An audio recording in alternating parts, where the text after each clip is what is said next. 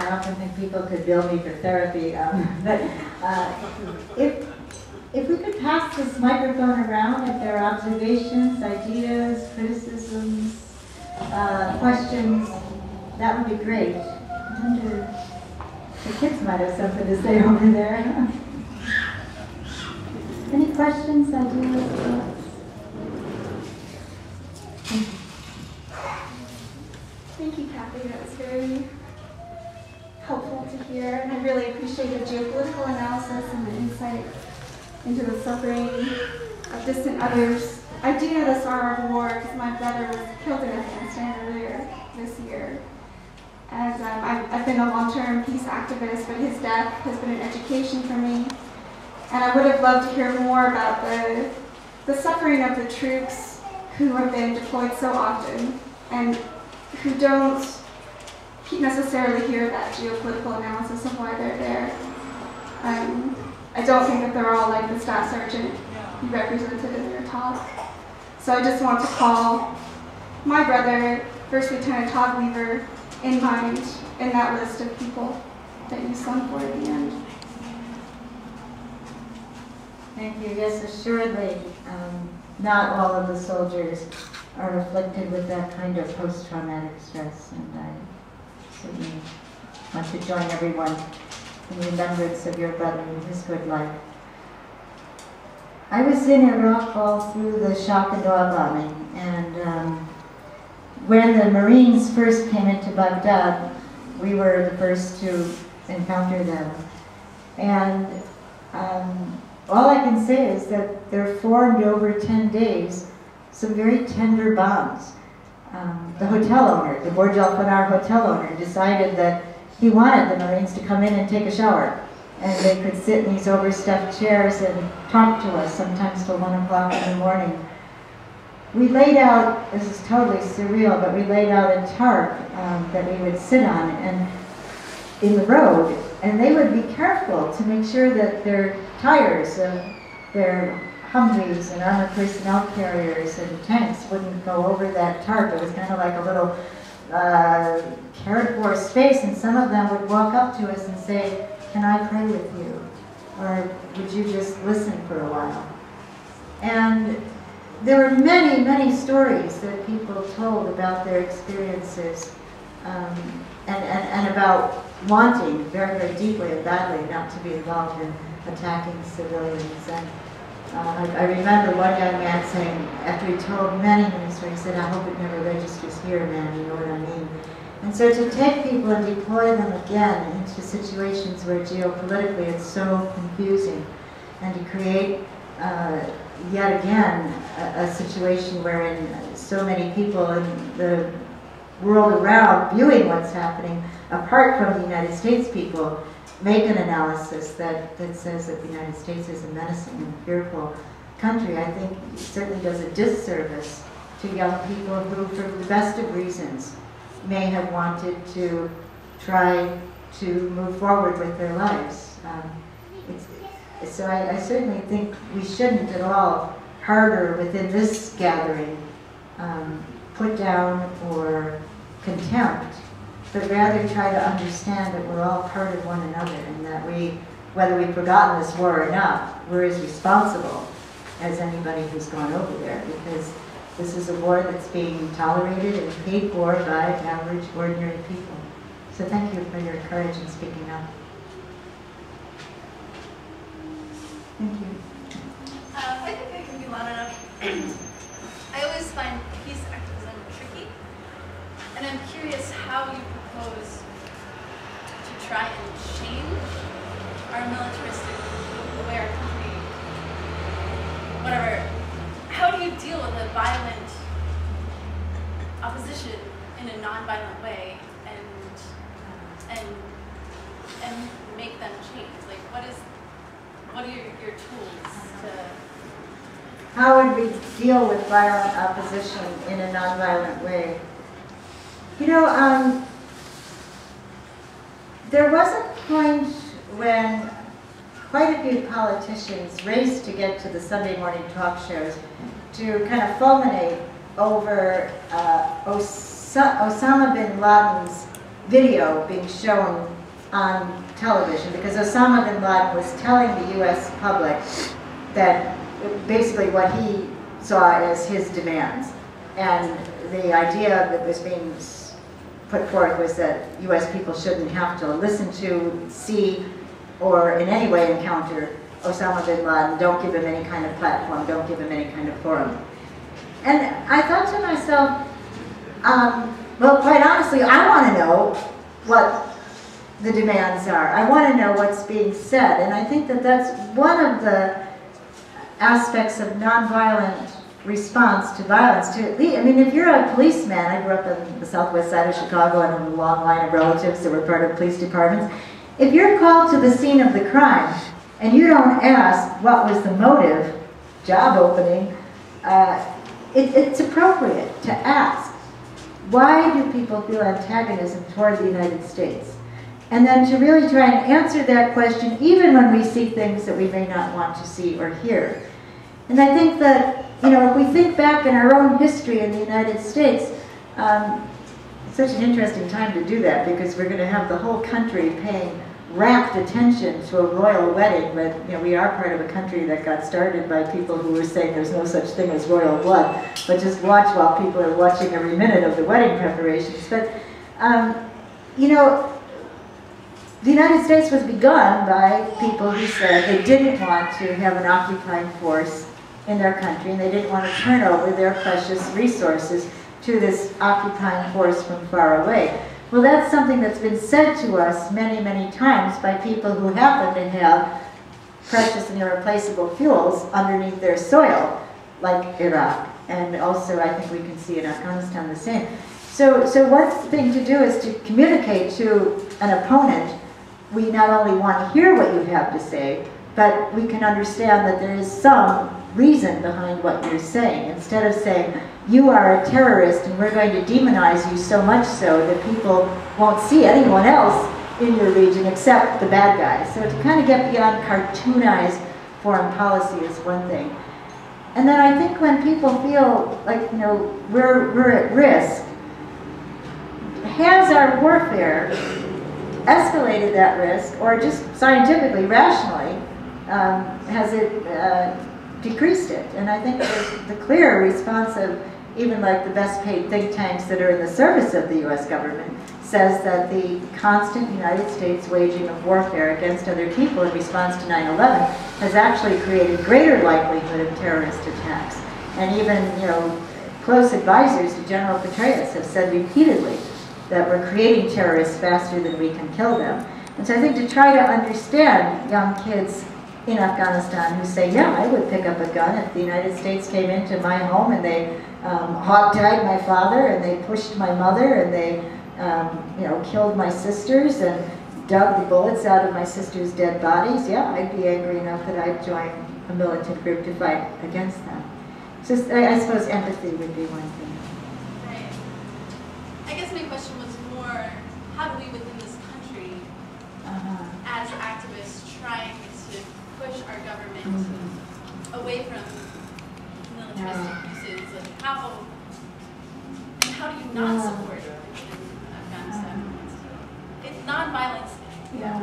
Well, I guess one thing that could be part of our laundry list of questions is, and it might sound kind of almost too routine, but to ask ourselves, am I going once a week to a meeting of people who are hell-bent on ending this war? Am I going once a month to a regional meeting? Am I part of a group that's exploring ways to live alternative lifestyles so that we don't contribute to the war? Have I called and written my elected representatives every month over the past year? Have I written a letter to the editor, or have I written to my university, or have I written to some, you know, faith-based group? Am I generating those kinds of correspondences?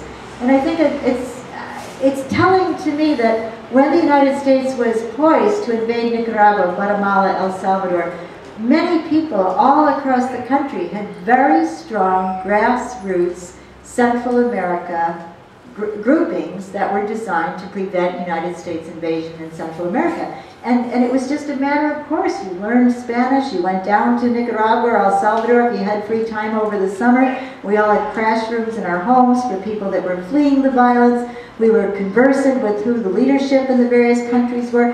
None of that has happened in relationship to United States wars in Iraq and in Afghanistan. Now, granted, Arabic is much harder to learn than Spanish. Granted, we don't have the, the refugees coming to say a clear message to us. We hear a lot of confusing messages. Granted, we don't have missionaries who come back and talk to us in the same way that a lot of the Central American missionaries came back. And there's not that sense of shared religion. So I realize there are many reasons why we don't have that same infrastructure. But I also think that the powers that be that want war have figured out very efficiently how to divert and distract us and our children with an almost endless round of entertainment and sports. Yes. I would be so thrilled I couldn't contain myself if even a tiny fraction of the soccer moms would get on board with the peace movement. Imagine all that energy.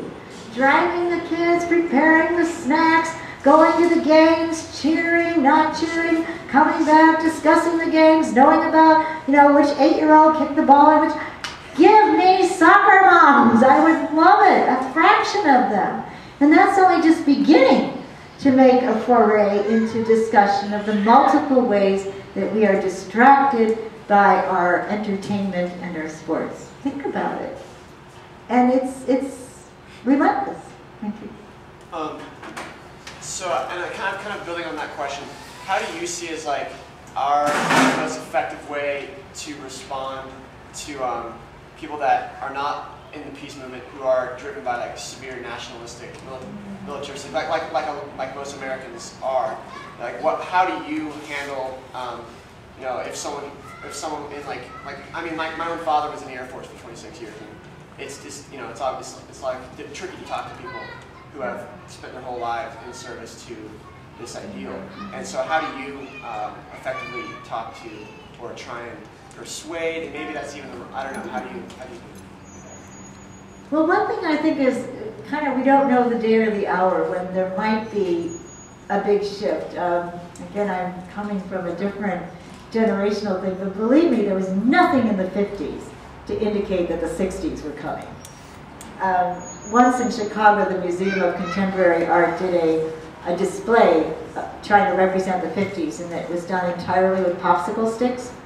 I mean, it was a very bland decade as things go, and yet, the 60s were kind of, colorful, to say the least. So that's one thing. We don't know the day or the hour when there might be. The pendulum might swing. We're due. The sociologists are all kind of scratching their heads. How come that pendulum didn't swing yet? And we don't know from where something very hopeful might come. And like for instance, there's a fellow in Britain, I don't know if I'll pronounce his name right, Mapurgo, and he's a children's literature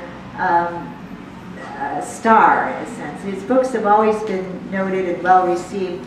And now, a book that he wrote when Britain's only war going on was the Cold War, that didn't get much attention, called War Horse, that described the First World War from the point of view of a horse, has suddenly soared upward. It's become a big theater deal, and they've got puppets doing the horse activity on stage in London. Steven Spielberg's making a movie out of it. And this guy's scratching his head thinking, how come when I first wrote this book, nobody paid attention? And his conclusion is that war is so endemic.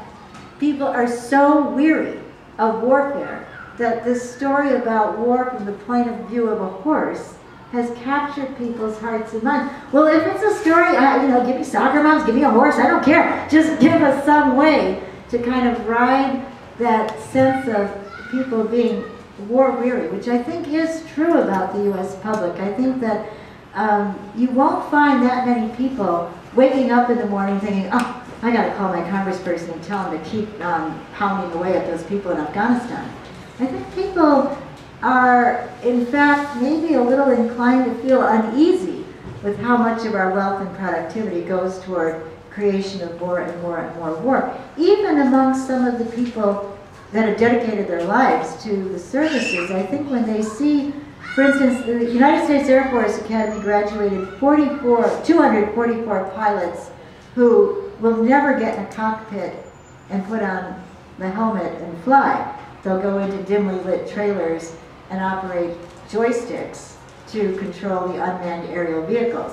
There were 214 actual pilots that graduated and 244 drone operators that graduated.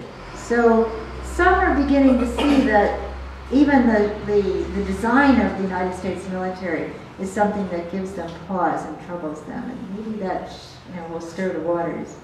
Yeah, I want to point that beyond the nationalism and maybe the warlike character, I think that the U.S. military and U.S. leadership has very cleverly designed interventions, or at least the rhetoric is, there's all this notion of R2P, responsibility to protect, military humanism, hearts and minds. You hear these endless stories on NPR about some general talking about how they're sending soldiers out to play soccer with Afghanis, and stuff like that, And it's very clever marketing of the war. It was done in Vietnam to some degree too.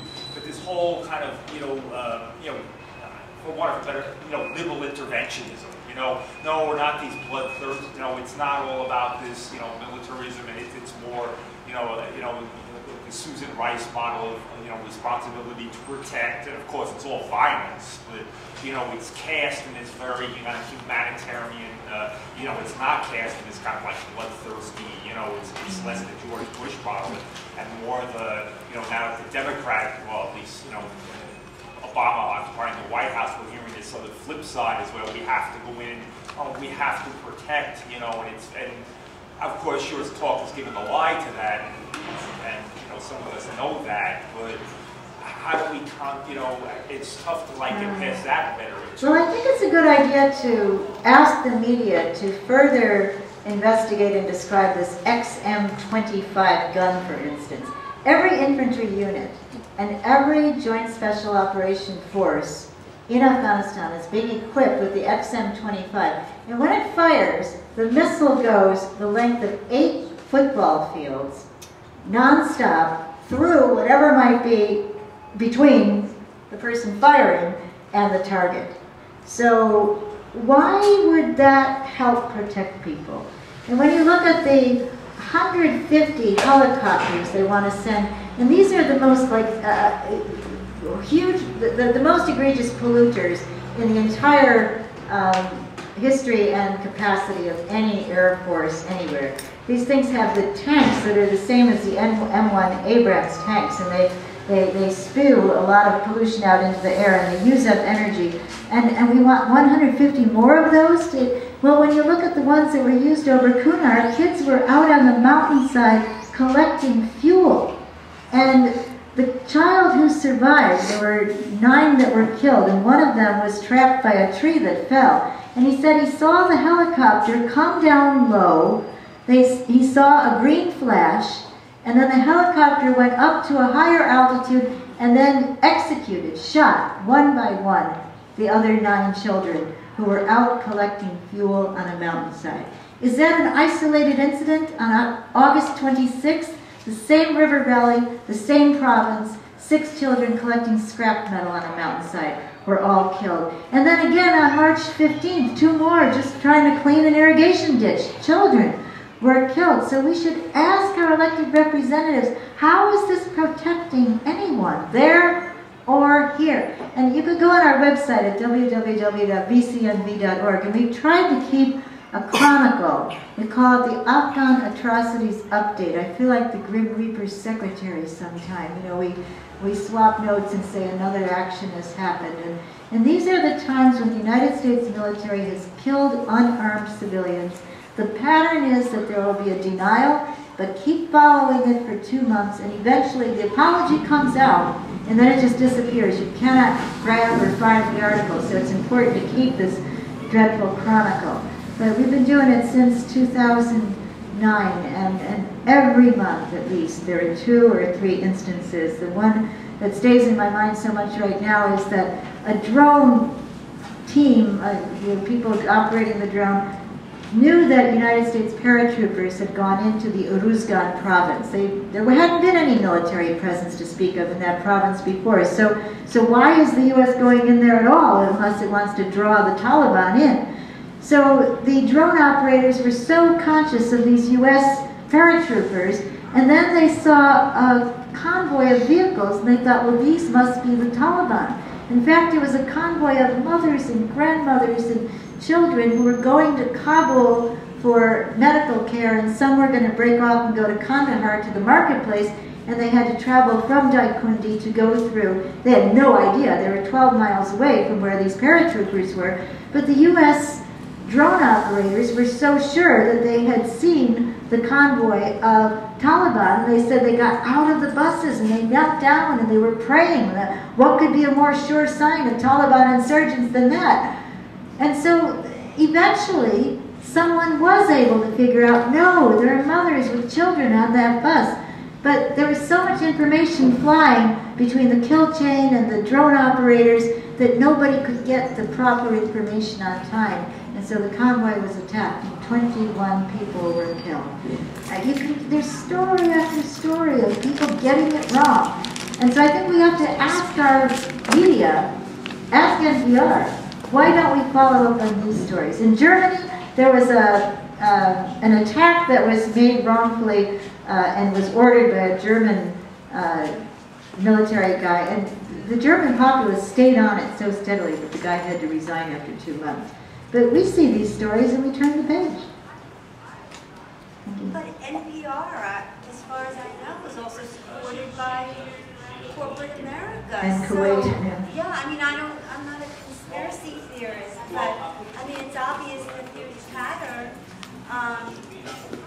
You know, the media, I mean, is the media explicitly, consciously, purposefully keeping this information from the public?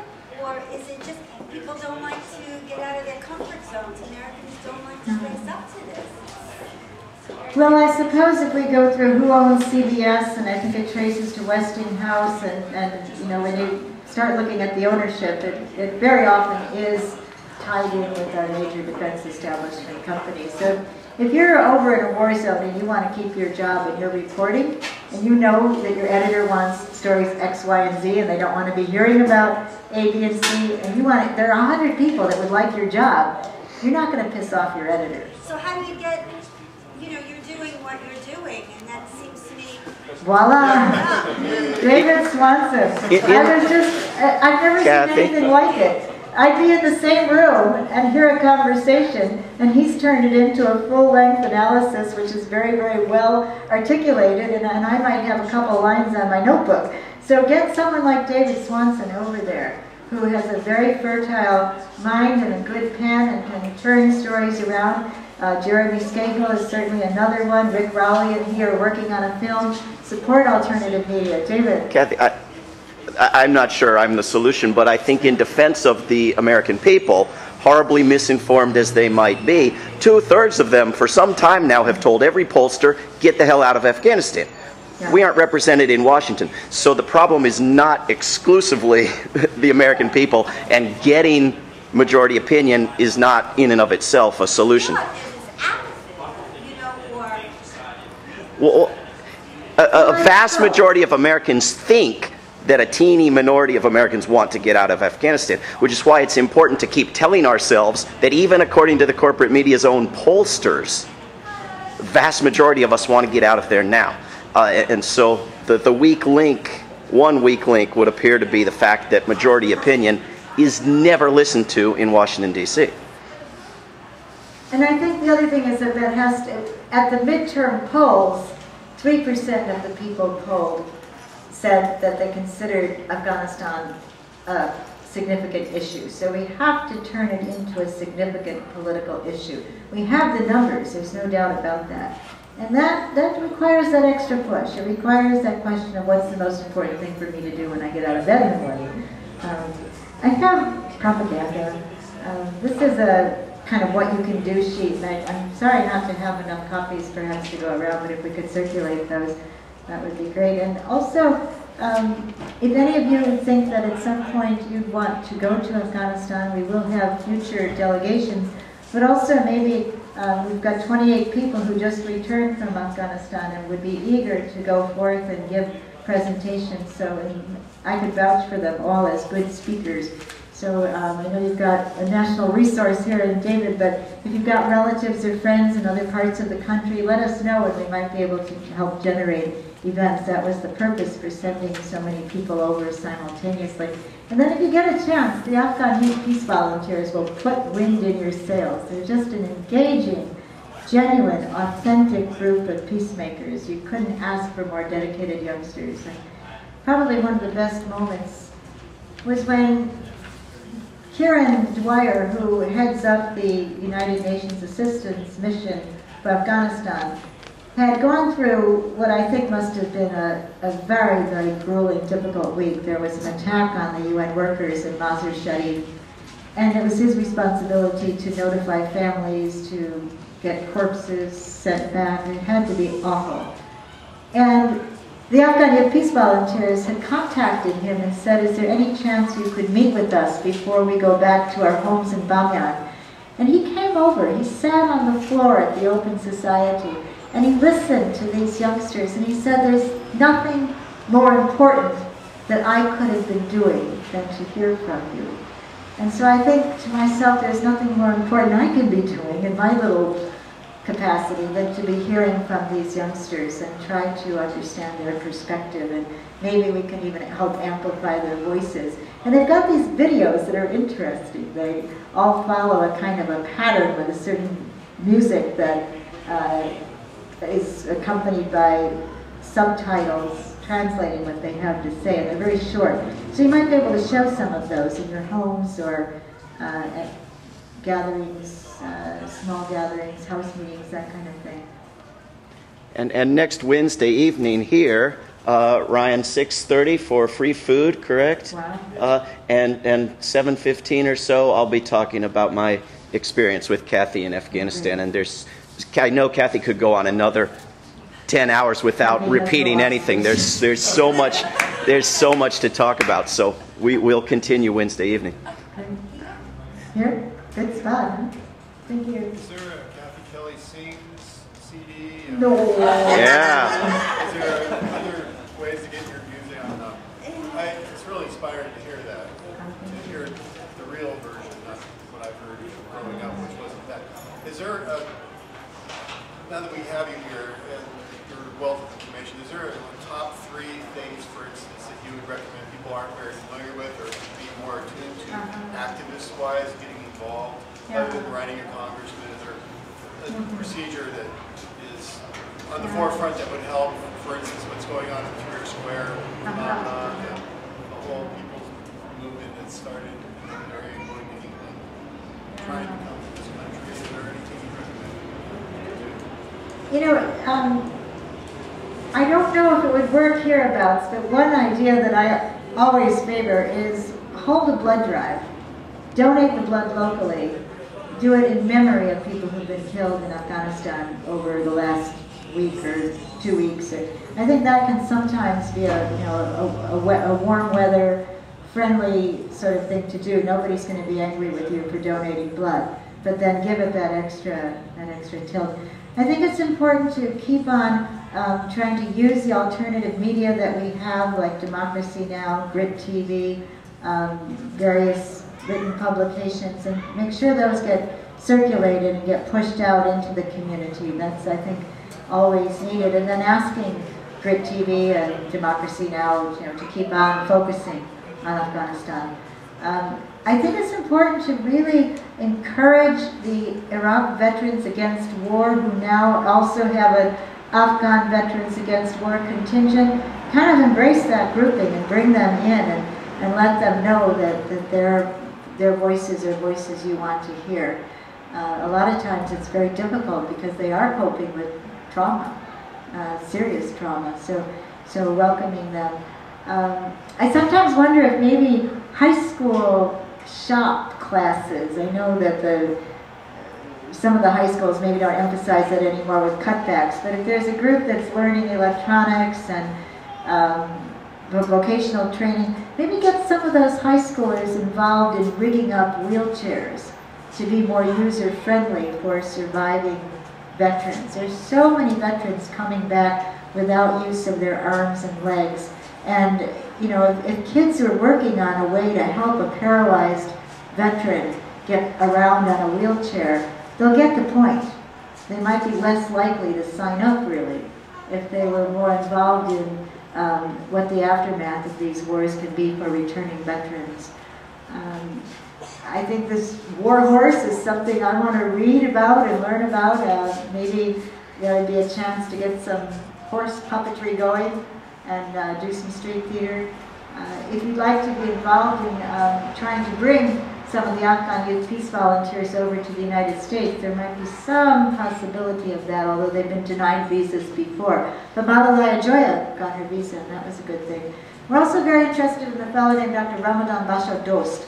He is a real character. He came in third in the presidential elections in Afghanistan, believes in Gandhian principles, says that he wants to foster a nonviolent future for his country. So get your media people interested in interviewing Dr. Bashar Dost. David put together some excellent questions, and there's more to be mined or learned about him. And, you know, why isn't he known? Why don't we ever hear about someone like him? He's very unusual. He rides around in an old jalopy because he wants to kind of tweak the warlords and the elected members who, many of them were fraudulently put in office, according to most people that we've talked to in Afghanistan. They were sure that the last elections were a fraud. Anyway, these guys have poppy palaces, and they ride around in armed convoys that are large convoys full of people with guns. And this guy goes around in an old jalopy that they call the Mr. Bean car with no armed presence whatsoever. And when you meet him, you go sit outside his tent very often. He's got this pup tent in a vacant lot in a very poor neighborhood. There's no paved road leading up to it. He's wearing the construction boots of the regular workers, and he always wears a white outfit with the Afghan flag instead of a tie kind of imprinted on it. He's a character, but he's somebody whose views, I think, deserve attention. So that would be another thing you could kind of learn more about Dr. Bashar Dost. Thank you. I believe that there are two places in the Holy Bible in which prophecy has been fulfilled in the last 12 years. Ezekiel chapter 17, verses 7 through 10, and also in Zechariah chapter 12, the second half of a very short chapter. I wish that I could refer you by actual text to where Clarence Larkin wrote about the interpretation of Zechariah chapter 12, the second half of that chapter, but I've written down the information for you to take home with you. Anyway, I feel that in Zechariah chapter, Ezekiel, give me a second. Ezekiel chapter 17, verses 7 through 10, foretold the coming down of 2 World Trade Center towers. And in Zechariah chapter 12, verses, the second half of that chapter, foretold what we now call the green zones in Iraq. And I've written this down for you because I hope you'll read it in the old King James. The New King James is terrible. But I hope that people here will seriously consider that their personal salvation is the first step toward doing something to change this rotten world. In other words, closing with Christ and finding out what He wants you to do with your life. Because the world is going to go to judgment. We're almost there. But I say if I'm a true Christian and serve Christ well, my country will be served well enough. And that's as far as it can go. Thank you. The memory of the book of Ezekiel is a bit spotty for sure, but there is that language about if you're on the mountaintop and you see disaster coming and you keep mum, then it's on you. So thank you for pointing out to us. I tried to get this message 8 years ago when I was blocked at every turn. People knew what I was trying to do and they sure couldn't do it. Thank you. I just would like to invite everybody every Thursday at 5 o'clock right here at the Federal Building. There is a demonstration and witness for peace, 5 to 6 o'clock. So feel free to come on out today. It's a beautiful day for it. We've got signs. So it's one way to plug in and get involved and meet some folks in the Peace Center as well and get moving. Thank you. You know, you hear people say, well, the peace movement is dead. And I think that it doesn't actually pan out when you look at the numbers of communities across this country that are involved in very serious and durable witness against war and on behalf of peace. I think there are trials going on all across the country right now that are of some duration, involving people who have put their lives on the line and who are facing long times in prison. And I think there's a certain healthiness to the grassroots, and we perhaps begin to feel sort of disenchanted and forget to give ourselves a pat on the back for all of the fine work that's being done, in spite of an almost vice-like grip that the, I don't know, I guess you could say military-industrial media congressional complex has on the flow of information in this country. So, and also, we're only 6% of the world's population. 94% of the world's population, and that's just looking at the human beings, has a very vested interest on the part of many, many, many people in stopping unbridled militarism. So we do have potential solidarity, and certainly we felt it in spades being with the Afghan Youth Peace Volunteers and a group called the Open Society, which has nothing to do with George Soros, but is a very dynamic collection of artists and activists in Afghanistan. So I think the possibilities for what might be coming around the corner that's unexpected are great. And we just have to keep our readiness picked. So thank you again very, very much for coming out today. Wish you all the best.